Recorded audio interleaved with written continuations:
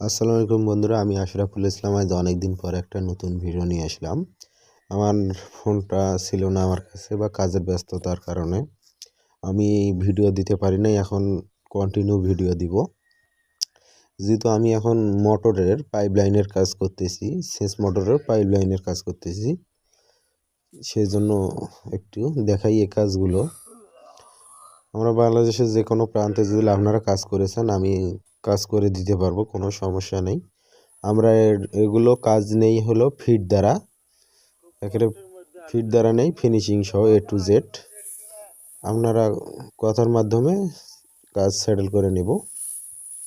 এই দেখেন, আমি এখানে একটা ভাঁজ দিছি। এই ভাঁজটা আমি এখন এই দিকে লাইনটা নিয়ে যাব, সেটা দেখার জন্য আর কি ভিডিওটা করা।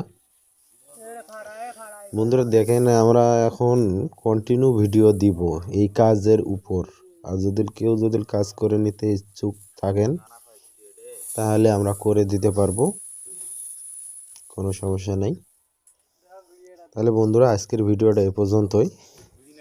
সবাই ভালো থাকবেন, সুস্থ থাকবেন, এই কামনা করি। খোদা হাফেজ।